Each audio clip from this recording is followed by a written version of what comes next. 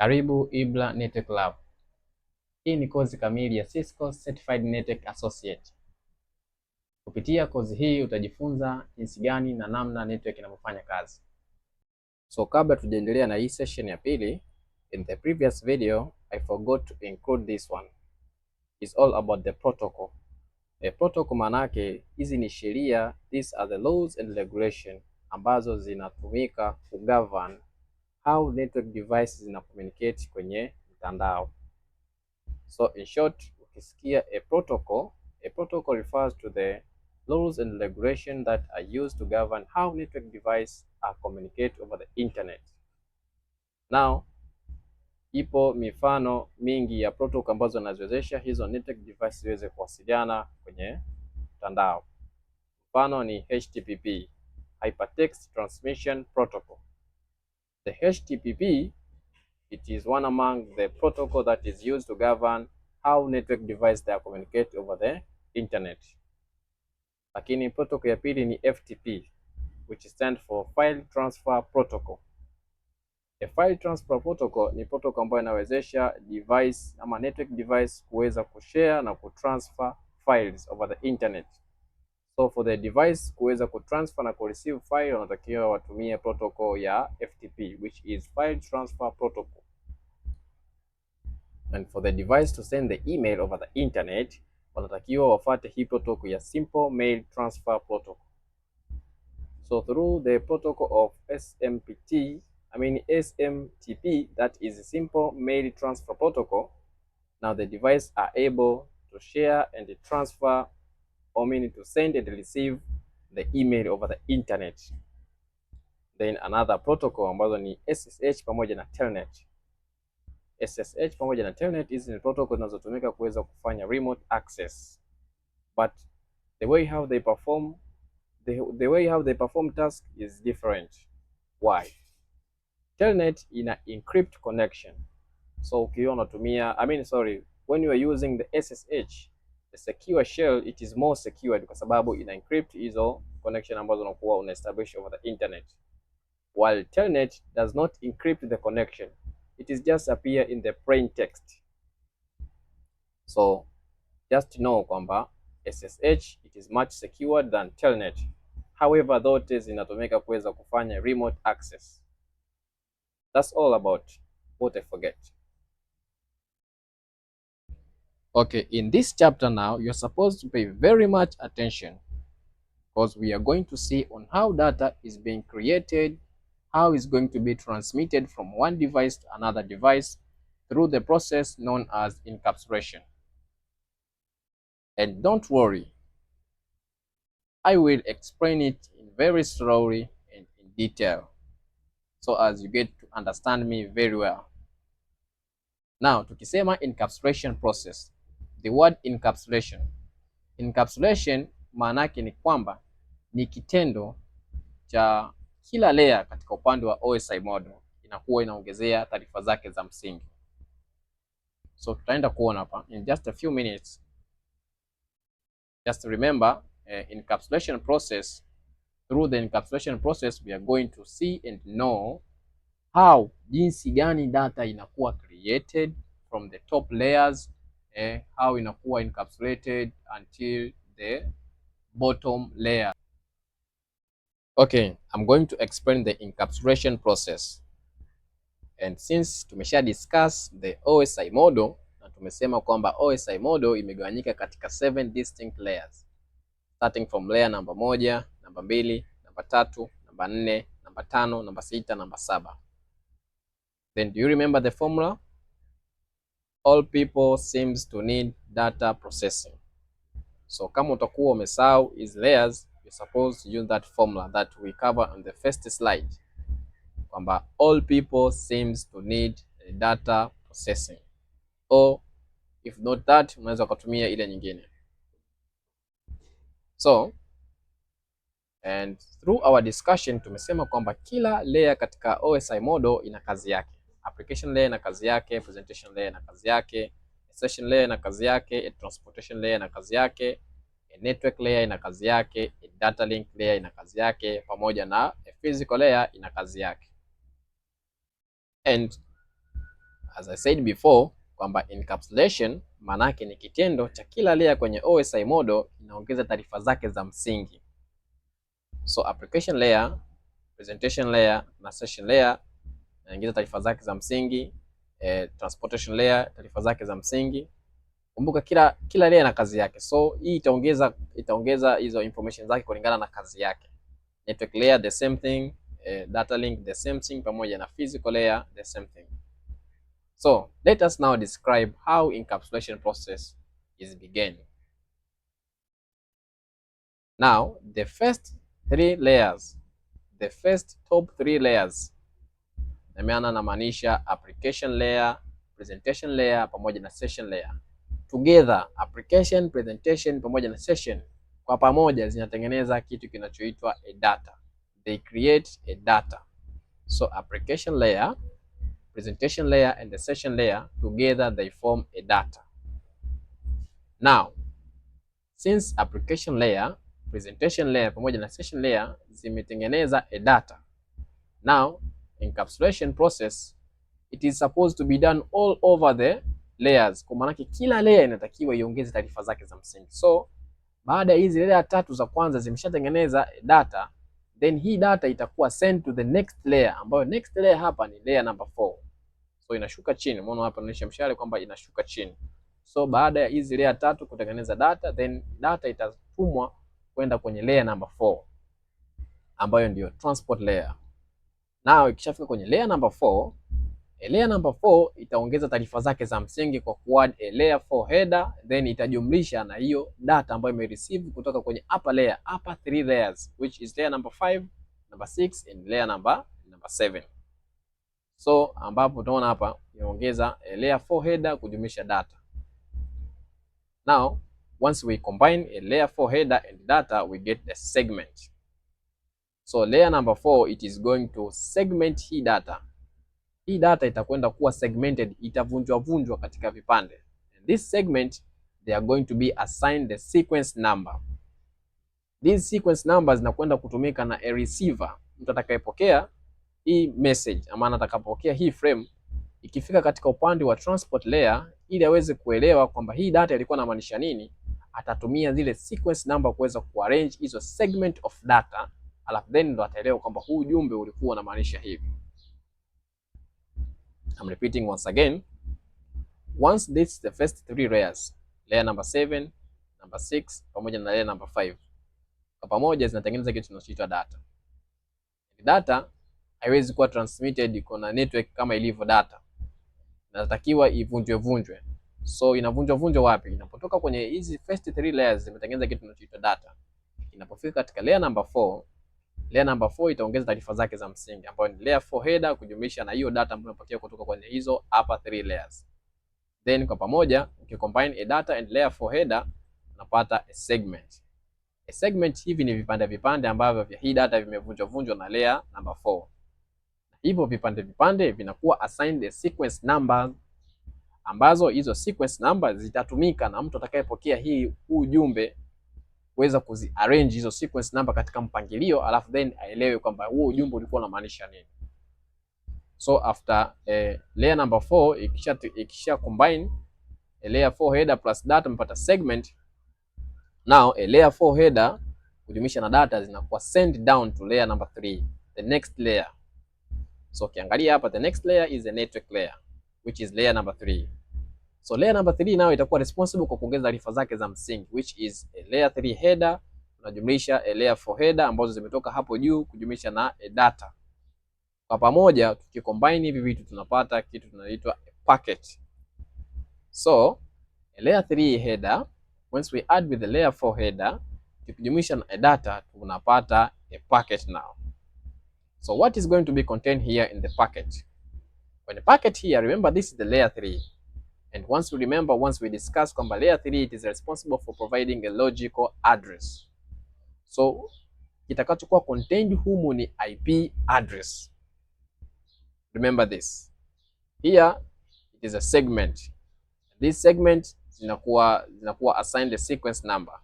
So ikifika hapa baada ya kucombine layer 3 header, layer 4 header pamoja na data tunapata a packet. So within the packet, since this it is layer 3, tunapata IP address. Then baada ya hapa sasa, kitoka kwenye layer 3, after layer 3 header ishaongeza taarifa zake za msingi, layer 4 header has already added the taarifa zake za msingi, and the data now it is going to be sent to the next layer ambayo ni layer number 2, which is a data link. Now a data link layer itaongeza na yenyewe taarifa zake za msingi. Now however, ikifika katika layer number 2, it is different from layer number 3, layer number 4. Layer number 2, it is going to add layer 2 header pamoja na layer 2 trailer. Repeating once again, in layer number 2, it is quite different from layer number 3 and layer number 4. Layer number 2 is going to add additional information ambayo ni a layer 2 trailer. And also this layer 2 trailer, it is going to be used by a receiver, a device ambayo itapokea huu ujumbe, kwa itatumia a layer 2 trailer kwa ajili ya kucheck hiyo frame kama ina any errors. So remember this, layer 2 trailer, it is going to used by a receiver to check whether the frame has got any errors. So now let's come back to our concept now. Baada ikishatoka kwenye layer number 3, ikishafika kwenye layer number 2, layer 2 header itakuwa added kujumlisha na layer 3 header, layer 4 header kujumlisha na data pamoja na layer 2 trailer, tunapata kitu kinachoitwa a frame. So now a frame is a combination of a layer 2 header, a layer 3 header, a layer 4 header, a data pamoja na layer 2 trailer, together tunapata a frame. Remember this. And once I said before, a layer 2 trailer inatumika na a receiver. The device that is going to receive itakwenda kutumia hii L2 trailer kwa ajili ya kucheck hii frame kama kuna any errors. Then finally, once a layer 2 ikisha add hizo information zake za msingi kwa kuadd a layer 2 header pamoja na layer 2 trailer, kwa pamoja zinatengeneza kitu kinachoitwa a frame. Now a frame is going to be sent to the physical media katika layer number 1. Layer number 1 is where sasa our data is going to be transmitted in terms of electrical signal. So inategemea, maybe imekuwa connected through the Ethernet cable. So kama ni through Ethernet cable, it means our frame now it is going to be transmitted over the network in terms of bits. Remember, as I said, layer number 1 ina contain bits which is 0 and 1.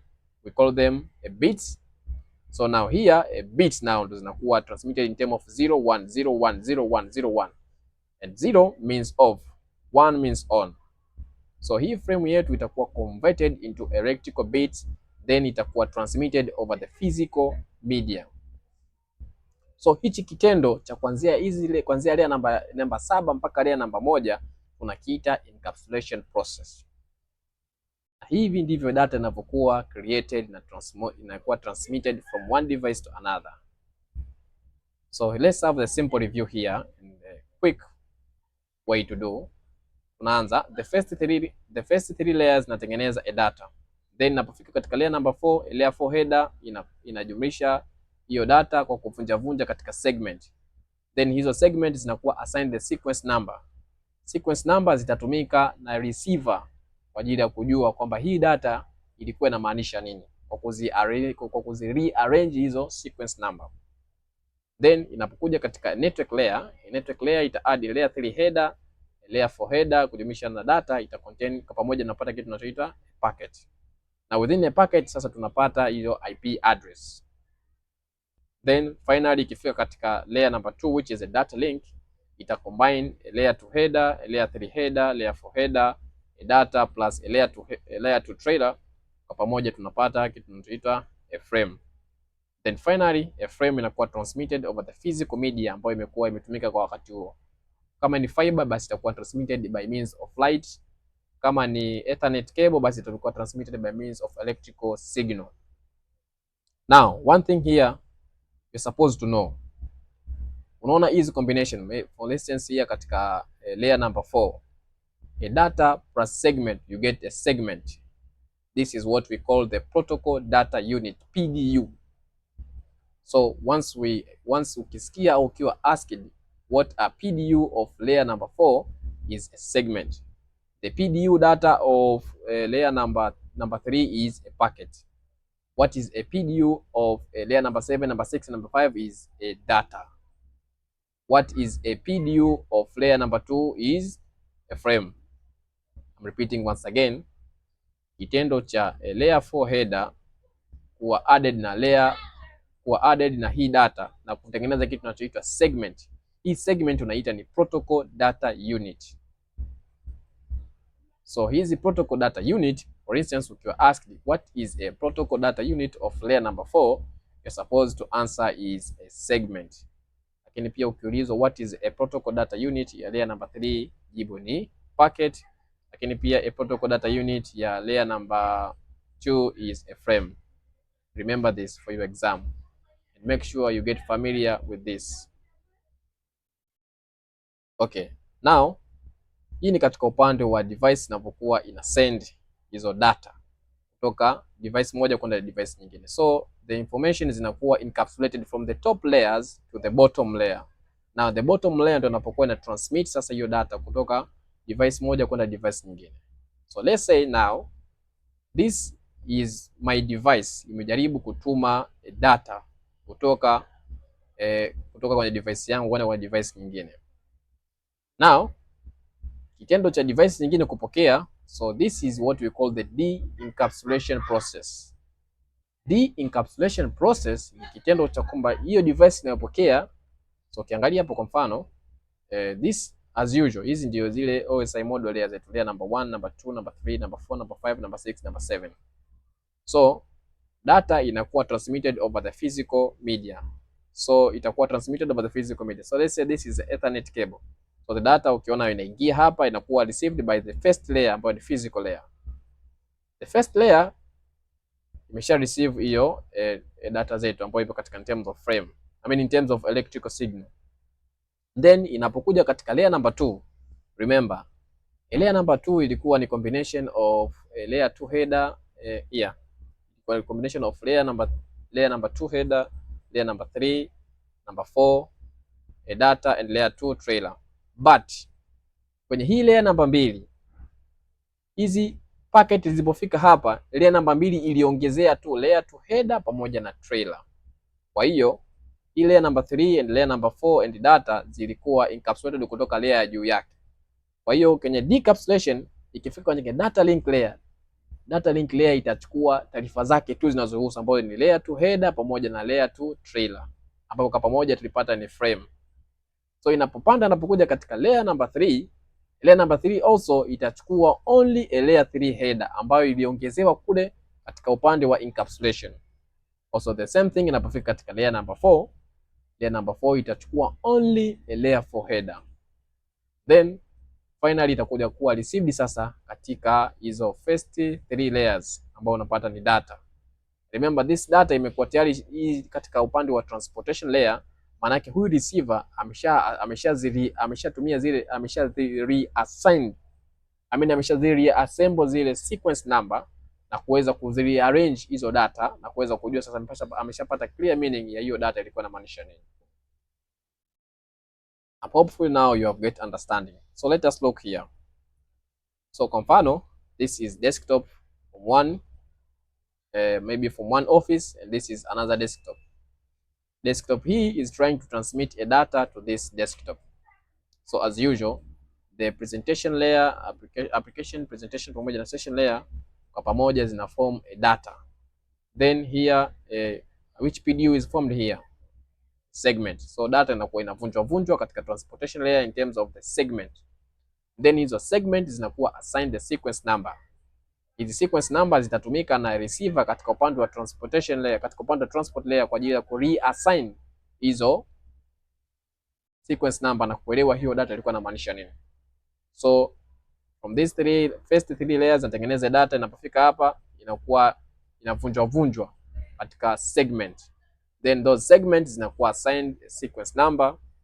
Nashuka chini na kuja katika upande wa network. Network ina combine IP address kwa pamoja na form kitu kinachoitwa a packet. So within the packet tunapata IP address. source pamoja na destination. Then kwenye data link now a frame inakuwa generated here. Remember, a frame is a combination of the layer 2 header, layer 3 header, layer 4 header, data pamoja na layer 2 trailer. Tunapata a frame. Remember, nimesema kwamba layer 2 trailer itatumika na a receiver kuweza kuiangalia hii frame kama iko na any errors. So itafika katika physical layer, itakuwa transmitted in terms of the physical, in terms of electrical signal, then to data link. Ikifika katika upande wa data link layer, data link itatumia ile layer 2 trailer kuweza kucheck whether hii frame kama ina any errors. Then ikifika kwenye packet katika network itacheck hiyo IP address. Then ikifika katika upande wa transport layer ina check zile sequence number ambazo zilikuwa segmented na hii katika upande wa transport layer katika huku upande wa huu device anayesend hiyo data.